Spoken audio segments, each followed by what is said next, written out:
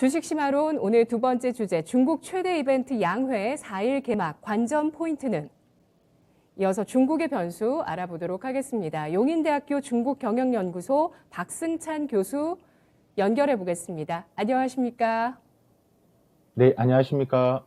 네, 반갑습니다. 중국의 네, 양회 일정이 이제 코앞으로 다가왔습니다. 4일 개막을 앞두고 있는데요.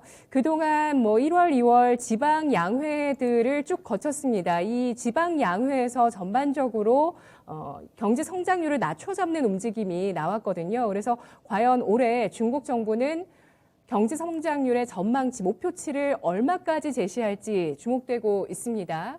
어떻게 예상하실까요? 일단은 지금 우크라이나 사태로 인해서 상하이 주가가 잠시 영향을 받았지만 다른 국가 대비해서 이제 반등이 매우 빨랐습니다. 이제 그 말의 의미는 우리 오늘 지금 이야기를 하는 이 양회에 대한 기대가 매우 크다라는 것들이죠. 질문하셨던 여러 GDP 증가 부분에서 좀 설명을 드리면 지방 양회에서 31개 이미 전반적인 경제 운영 계획에서 발표를 했습니다.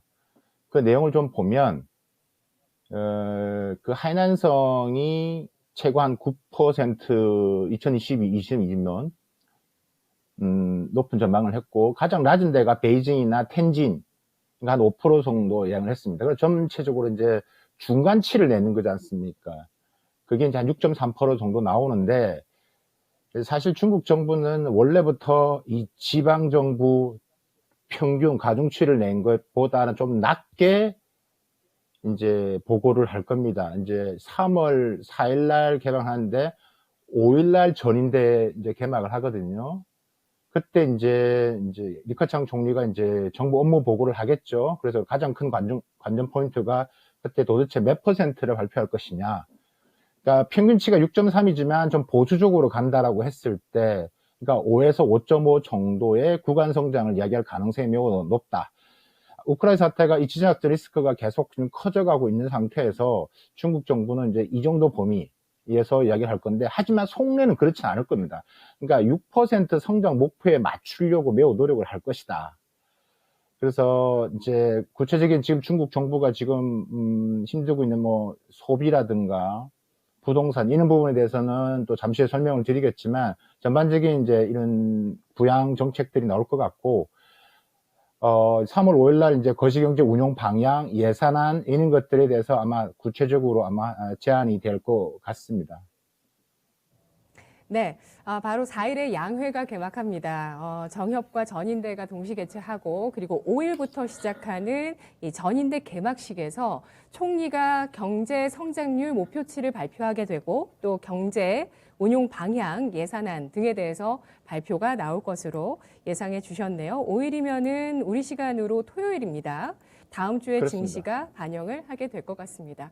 5%에서 5.5% 구간 목표를 제시할 것으로 예상해 주시면서 실상은 6%대에 맞추기 위한 정책이 나올 것이다 라고 얘기를 해주셨는데요. 지난해 12월에 중앙경제공작회의에서 중국 정부가 중국 경제가 직면한 어려움에 대해서 이야기했습니다. 수요 위축, 또 공급 충격, 기대 약화. 이 세 가지 압력에 직면해 있다라면서 안정적인 성장 정책 기조에 대해서 천명한 바 있는데, 이번 양회에서도 이 기조를 이어나갈 가능성이 높겠죠? 그렇죠. 이게 중앙경제공작회의라는 게 이 참여하는 사람들이 한 200여 명, 그러니까 공산당 중앙위원회 위원, 각 부처 장관, 그러니까 이 핵심 그 고위층이 모여서 하는 게 바로 이제 이 중앙경제공작회의입니다. 그러니까 여기에서 전체적인 아젠다가 정해지는데, 여기서 2022년도가 상황이 별로 안 좋다. 수요 위축, 공급 충격, 성장률 하락 진단을 했기 때문에, 그러니까 이 부분에 대한 것들이 아마 본격적으로 이제 진행이 될 건데, 그래서 이번 1, 2월에 진행된 지방양의 가장 핵심 아젠다는 결국 안정적인 경제 성장입니다. 그래서 이제 그 지방별로 제가 다 이렇게 내용을 한번 다 봤는데, 결국은 그 각각의 지방에 특화되어 있는 경제 성장 우선 업무, 그걸 중심으로 해서 안정적으로 성장을 해 나가자라는 겁니다. 예를 한번 들어보겠습니다. 베이징이나 텐진이나 이는 허베이성, 그러니까 수도권 이제 지역에 있는 같은 경우를 이제 하나의 일체화시키는, 이걸 가속화를 통해서 그 경제 성장을 좀 공고하겠다는 거고요. 그러니까 상하이를 중심으로 한 장강삼각주, 상하이, 저장성, 장수성, 이런 경제권들을 좀 더 하나의 덩어리 경제권으로 통합을 시켜서 경제 부양을 하겠다. 그 말이 왜냐면 결국 내수 확대를 좀 더 확장시켜 나가겠다는 게 가장 핵심인 거겠죠. 그런데 가장 중요한 건 뭐냐면 중국이 6%의 속내를 있지만 이것을 하기 위해서는 반드시 부동산 완화, 인프라 투자 확대, 양적 성장을 해야 되겠죠. 소비 확대, 이 3대 축이 움직여 주지 않으면 6%는 힘들다라는 것들이 있죠. 그래서 이제 지난 작년 통계를 보면 중국이 이 고정자산 투자, 인프라 투자에 대한 것을 가장 많이 줄였습니다. 왜냐하면 중국이 이제 부채 문제, 이런 문제 있기 때문에 가능한 이제 좀 줄였는데 올해는 상황이 좀 다르다. 그래서 고정자산 투자, 유동성을 더 풀어서 경기를 부양하는 방향으로 그렇고 갈 수밖에 없다. 근데 그게 단순히 과거의 전통적인 산업보다는 5G라든지 빅데이터라든지, 그러니까 이런 여러 가지의 신형 인프라 쪽에 많이 포커싱이 되어 있고, 그런 것들이 각 지역 특성에 맞게끔 운영이 됐고, 그 지방 이번에 했던 양회 내용을 바로 중앙정부에 올렸기 때문에 그걸 중심으로 아마 이번에 발표를 하지 않을까라는 생각입니다. 러시아 사태가 중국 정부의 이 같은 정책의 행보에 걸림돌이 될 가능성은 없을까요? 있죠. 이게 단순히 두 나라가 관계가 아니라 지금 러시아나 중국이나 전부 다 글로벌 이 밸류체인에서 다 들어와 있는 단계이기 때문에 이 부분에서 중국 현재 정부가 갖고 있는 딜레마가 클 겁니다. 지금 경제적으로 러시아를 뭐 지원한다, 후원한다라고 지금 이야기를 하고 있지만 그 속내는 매우 복잡하다는 이야기죠. 왜냐하면 러시아를 제외한 글로벌 모두가 지금 러시아를 제재하는 분위기가 중국만 한다는 것도 매우 부담스러운 얘기예요. 그럼 간접적으로 중국 경제에 다가오는 그 파워가 이렇게 강도가 크기 때문에 중국 정부가 지금 이런 부분에서의 경제 성장률 목표치를 보수적으로 더 잡고 이것을 어떻게 더 정치적으로 리더십을 가지고 해냈냐에 따라서 경제 성장률이 조금 더 변화될 수 있을 것 같고요. 그래서 중국 1분기 경제 성장률이 매우 이제 중요한 포인트가 되는데 아마도 드러내고 뭐 완전히 뭐 러시아를 친러시아 혁명으로 드러내는 형태로 하기에는 매우 부담감이 클 수밖에 없다라고 저는 개인적으로 보고 있습니다.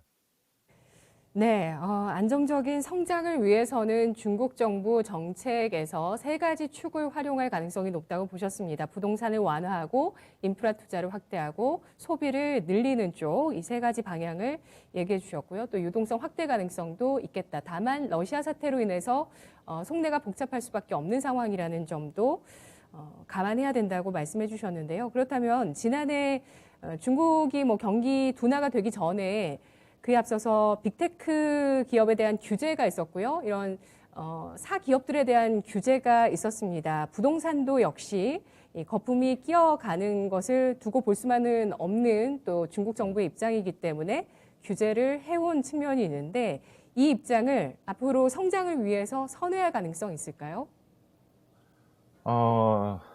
크게 부동산과 빅테크를 좀 나눠서 이제 설명을 좀 드려보겠습니다. 부동산은 중국 GDP에 차지하는 비중이 꽤 높죠. 그래서 이제 거의 한 30% 정도 육박을 하는데요. 부동산 경기를 살리지 못하면 GDP의 성장 폭이 제한적이라는 겁니다. 때문에 부동산을 좀 완화시키는 국면은 어쩔 수가 없다. 부동산과 연계된 일자리도 매우 중요하기 때문에 그렇습니다. 일자리는 제가 매번 강조하지만 공산당 리더십의 바로미터입니다. 헝다 사태를 들여다보시면 헝다가 우리가 그때 헝다가 망한다고 막 그랬지 않습니까? 근데 헝다가 지금 그렇지는 않습니다. 헝다에 공급하는 공급상에 약 한 8,400개 기업이 있습니다. 그 산하에 한 400만 명 이상에 되는 직원들이 있습니다. 노동자입니다. 그 실업자 양산 어떻게 책임질 거냐라는 것들이죠. 자, 그렇다면 중국이 부동산 규제를 완화하는데 이런 큰 덩치 있는 기업들은 어쨌든 간에 살리려고 하겠지만 그다음에 완화적인 정책 부분들이 분명히 이어질 것이다. 그런데 그럼에도 불구하고 부동산 규제가 완전히 해소된 것을 의미하지는 않습니다. 그러니까 지금 불법 대출, 뭐 계약 위반 이런 기업들에 대한 것은 중소부동산 기업들에 대한 것은 규제를 계속 강화할 것으로 보여지고요. 지금 시진핑 주석이 계속 이야기했던 집은 투기용이 아닌 거주용이다. 그죠? 그러니까 이제 중국 GDP가 미국 전체의 한 70에서 4% 정도 되는데 땅값으로 비교를 했을 때 미국보다 훨씬 더 높다는 거 아니에요? 비싸다는 거 아닌가요? 이건 문제라고 보는 것들이죠. 그래서 우리가 조금은 결을 다르게 해서 봐야 되는 거고요. 빅테크 기업 규제 계속 될 것이냐? 저는 계속 된다고 봅니다. 지속될 거로 보여집니다.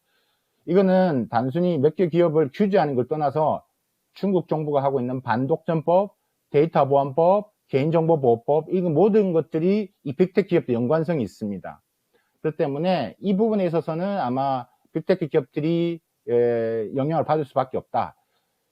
사실 이 말씀드렸던 이런 법 같은 경우는 내부적으로는 지금 중국 정부가 이야기하고 있는 공동 부유 정책을 좀 관통하는 하나의 개념이기 때문에 빅테크 기업도 이제 규제가 자연스럽게 연결이 되는 거고요. 대외적인 측면에서는 이 미중 전략 경쟁에 바로 또 대응하는 측면, 미국 기업들을 나중에 또 때릴 수 있는 하나의 또 포석을 만드는 거기 때문에 그런 것들을 하기 위해서 이 빅테크 기업들의 규제는 반독점, 데이터 보안, 개인정보법에 의해서 여러 가지 형태로 지속될 수밖에 없다라고 보여지고요. 우리 투자자 입장에서 좀 설명드린다면 이번 올해 양의 관전 포인트가요. 지방 그 내용을 다 보면 다 디지털합니다. 반도체, 뭐 우리가 말하는 핀테크, 인공지능, 빅데이터, 클라우드 이런 부분에서는 계속 아마 투자가 될 겁니다. 그래서 투자를 너무 이제 우리가 보여지는 빅테크 기업에 집중을 하지 마시고 중국의 돈이 어디로 흘러 들어가는지를 보고 투자의 포인트를 잡는 게 매우 중요하다라고 말씀드릴 수 있겠습니다. 네, 그렇습니다. 부동산의 이 과도한 버블을 잡기 위해서 지난해 하반기 2020년 하반기부터였군요. 2020년 하반기부터 부동산에 들어가는 그 자금을 급속하게 중국 정부가 조이는 그런 정책을 시행했고요. 최근에 규제가 좀 완화되긴 했지만 이 부동산도 그렇고 빅테크도 그렇고 공동 부유라는 정책 기조 하에서 봤을 때는 일단 뭐 완전한 규제 해소는 되지 않을 것이고 부분적인 완화 정도로만 이어질 것으로 예상해 주셨습니다. 중국의 전문가들이 올해 중국 경제 안정을 위해서는 부동산 규제나 방역 완화가 나와야 부동산 규제 완화 조치나 방역 완화가 나와야 나타날 수 있다. 경제가 좀 회복될 수 있다. 이렇게 보고 있거든요. 제로 코로나 이 방역 정책을 강력하게 시행해 왔는데 이게 언제쯤 완화될지 여부도 관심사로 떠오릅니다. 예상해 주시죠. 이게 당장은 쉽지 않을 것 같습니다. 그러니까 올해가 9월 달에 이제 항저우 아세안 게임 있죠. 10월 달 당대 교체 있고 정치 이벤트가 굵직한 게 남아 있습니다. 그래서 저 개인적으로는 방역 정책에 큰 변화는 없을 것이다. 단지 이 방역과 경제 성장을 잡아야 되는 중국 정부 입장에서는 이게 딜레마가 있죠. 특히 이제 중국인들 스스로도 불만이 많아지기 때문에 그래서 소비가 안 일어나고서는 도대체 중국 경제를 어떻게 잡을 것이냐라는 게 있기 때문에 아마도 이제 부분 완화를 한다라고 했을 때는 뭐 지금 다른 지역 같은 경우는 뭐 한 3주, 4주 지정 격리를 하는데 상하이 같은 경우는 2주만 지정 격리하고 1주는 자가 격리하는 그러니까 이런 좀 유연한 좀 접근성이 있을 수 있다. 하지만 올해 안에는 이런 제로 코로나 정책의 큰 변화는 쉽지 않다라고 저는 보여집니다. 네. 그렇군요. 그렇다면은 중국 내수가 어떻게 될까요? 이 소비 둔화 문제도 심각한데요. 중국의 소비 활성화 정책이 어떤 식으로 나올 거라고 예상하실까요? 가장 중요한 게 바로 소비 부분이겠죠. 지금 이번에 지방정부 양에서 사회 소비품 판매 증가의 목표치를 제시한 한 16개 지방 데이터를 한번 보면요. 한 7.8% 정도를 보고 있습니다. 그러니까 전년 대비 8.3% 대비 하락을 했죠. 그러니까 뭐 데이터에 나오다시피 소비가 안 좋다는 걸 인정을 하고 있습니다. 중국 전체 GDP에서 이 소비가 기여하는 비중이 64.8%입니다. 엄청나죠. 때문에 중국 정부 이번에 양해에서 지켜봐야 될 여러 가지 소비에 대한 그 부양책들, 뭐 정책들이 어떻게 나올 것이냐. 일단 첫 번째가 농촌 소비 확대를 아마 강조할 겁니다. 그래서 뭐 중고 가전제품을 새 제품으로 바꿔주면서 보조금을 지원하는 정책, 혹은 우리가 말하는 이 그린 스마트 가전, 그린 가구 이런 것들에 대해서 했을 때 이제 정부가 보조금하는 형태. 또 하나는 신소비라고 그러죠. 이커머스, 우리가 말하는 라이브 커머스, 디지털 소비 이런 것들을 더 활성화하는 정책을 규제를 좀 푸는 정책. 그다음에 관광, 문화, 또 야간 경제 이런 것들도 이제 활성화하는 조치들이 나올 것 같고요. 지난 2월 18일이죠. 중국 14개 중앙부처에서요. 서비스 업종 회복 발전을 위한 이런 정책을 발표를 했습니다. 그러니까 결국 서비스업이 성장률이 1%포인트 떨어지면 결국 전체 GDP 성장률이 0.5%포인트 떨어지는 구조이기 때문에 서비스와 이제 소비를 살리는 정책에서 부양하는 노력을 하겠다. 하지만 말씀드렸다시피 방역을 최소한 지키는 한도 내에서 진행하겠죠.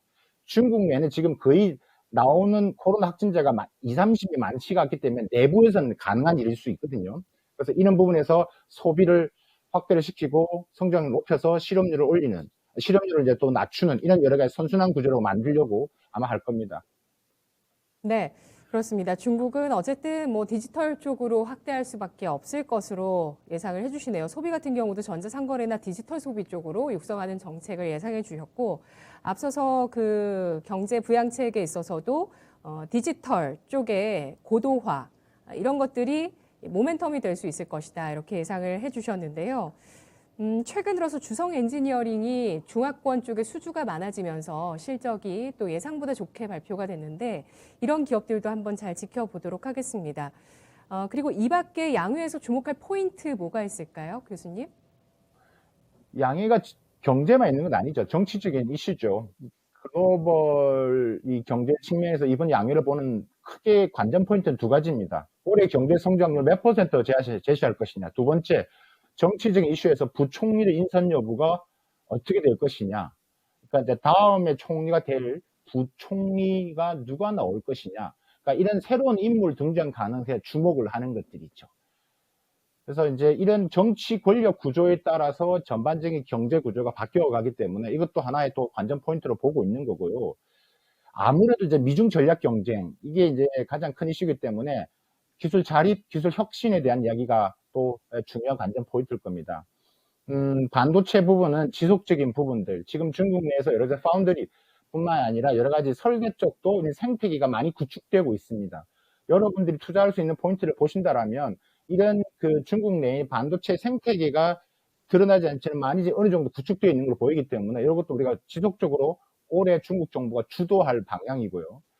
데이터, 바이오, 약 이런 첨단 분야에서 집중 지원하겠다는 게 아마 이번 발표문에서 나올 것 같고요.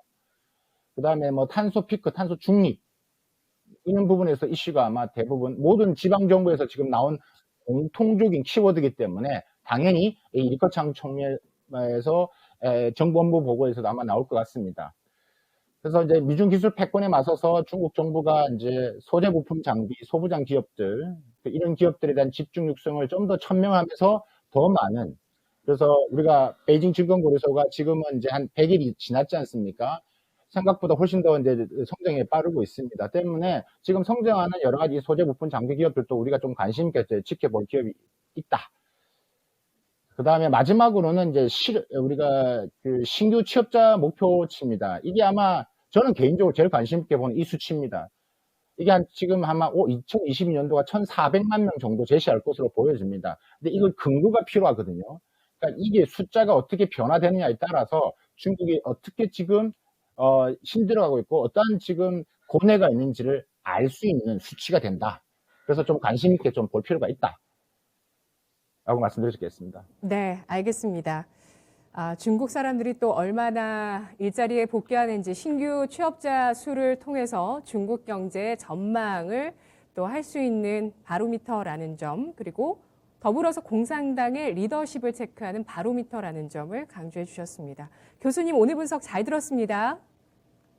네, 감사합니다. 네, 고맙습니다. 용인대학교 박승찬 교수의 중국 이야기까지 함께 들어봤습니다. 그런데 이렇게 쭉 들으면서 드는 생각은 또 우리가 중국과 연결돼서 수혜를 볼 수 있는 쪽에 대해서 생각을 해봤을 때 아까 뭐 잠깐 말씀드린 그런 반도체 장비 그리고 금리를 인하할 때 코스맥스가 굉장히 또 민감하게 반응을 하기도 했었는데 이런 화장품주 가운데 일부 종목 그리고 또 기계 주식 뭐 이 정도 그 이상 5G나 디지털 경제에 있어서 어떤 수혜를 볼 수 있을까에 대해서는 여전히 좀 물음표가 남지 않나라는 생각이 드는데 아모레퍼시픽이 중국에서 지금 헤라의 중국 위챗 스토어를 중단했다는 소식도 오늘 나오고 있어서요. 중국 내에서 입지가 조금 좁아지는 듯한 K뷰티에 대해서도 과연 이 중국의 부양책과 함께 우리 주가가 어떻게 반응하는지 잘 지켜보도록 하겠습니다.